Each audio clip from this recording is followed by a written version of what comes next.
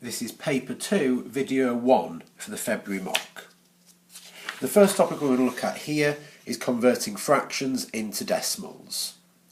With this being a calculator paper, this is a very easy topic to do. All you would need to do for the first one is type into your calculator 32, divide by 400. This comes out as 0.08, and this would be your answer. Using the same idea, 72 divided by 560, type it into your calculator and it comes out roughly as 0.1285 rounded to 4 decimal places. 83 divided by 250, again just type that into your calculator and it will give you an answer of 0.332. And finally 62 over 300 just means 62 divided by 300, and this comes out as 0.2066 rounded to 4 decimal places. The next topic is converting, but not just measures of length, this time measures of area.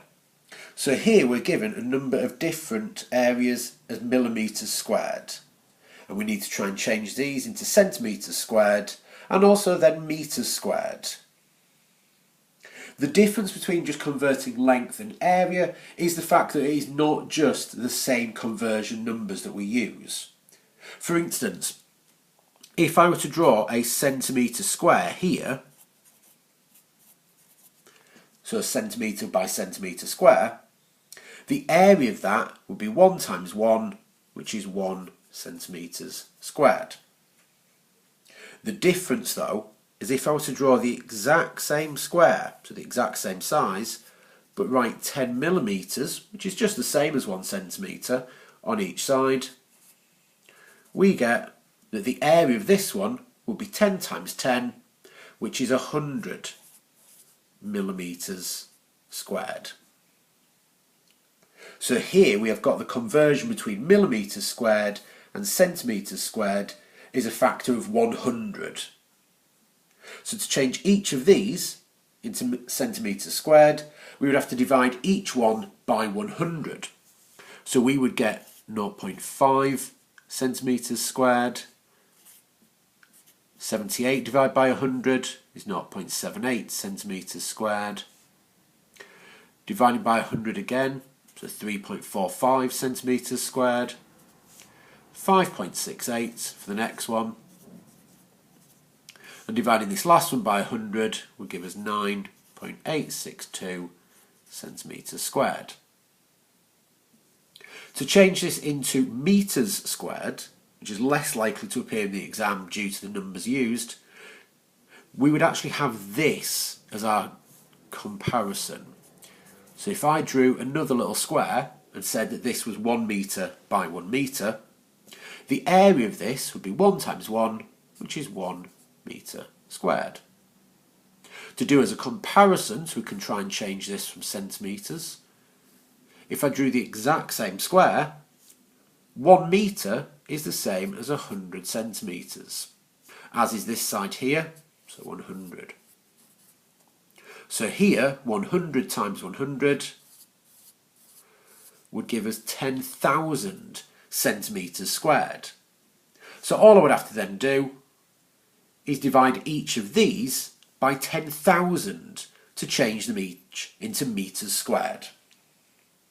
I'll let you do that with a calculator, or if you need to in the exam, you might need to be able to convert between all three. If you do, my advice would be do millimetres to centimetres squared and centimetres squared into your metres squared. The next topic is finding midpoints of coordinates. A very simple topic. All we need to do is find the number that is halfway between the x coordinate and halfway between the two y coordinates. So here, the first number in the bracket is always the x coordinate, the second number is always the y coordinate. So we would have to do halfway between 3 and 7. If you're not sure, just looking at the numbers, a little trick that you can do is add the two together and divide by 2. So here, 3 add 7 is 10, divide that by 2 is 5, so the x-coordinate of my answer would be 5. And then do the same with the y-coordinates. 4 add 10 is 14, half it is 7. So this would be the midpoint of these two coordinates. Same again, and it works with negative numbers as well. Minus 4 plus 8, so adding the first two numbers together. Minus 4 plus 8 is 4. Half of that is 2. So 2 would be my first number in my answer. 15 plus 19 is 34. Half of that is 17. So we get that the midpoint for this one is the coordinate 217. For the next one, same idea again. Minus 6 plus 3 is minus 3. Half of minus 3 is minus 1.5. So we get the coordinate minus 1.5. Don't worry, coordinates can be fractions, decimals, negative numbers, any number you want. Halfway between 18 and 22. Well, if I add the two together, it gives me 40. Half of that is 20. So there's my answer for this one. The next one, minus 2 plus minus 3, that will give me minus 5. Half of minus 5 is minus 2.5. 9 and 4 add together to make 13. Half of 13 is 6.5. So this gives us our answer for that one.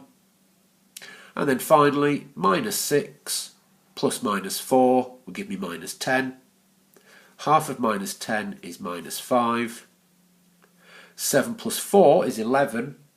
Half of that would be 5.5. And that will give me my final coordinate.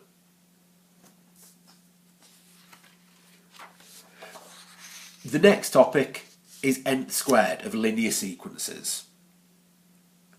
Now there's a number of different little tricks and ways that people do this. The way I tend to get people to do this or look at this is to think about it in this way.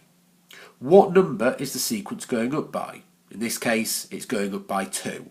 So it has a link to the 2 times table. Well, the 2 times table I would write as 2n. In order to find the second number, the bit that goes at the end of this, again, a number of ways of doing this. I normally suggest looking at what number would go in front of the 3 if I went one back in the sequence. Well, if I'm going up by 2 each time, to go one back in the sequence, I'd have to go down by 2, which would give me 1. So the nth term is 2n plus 1. Same with the next one. It's going up by 4 each time, so it would give me 4n.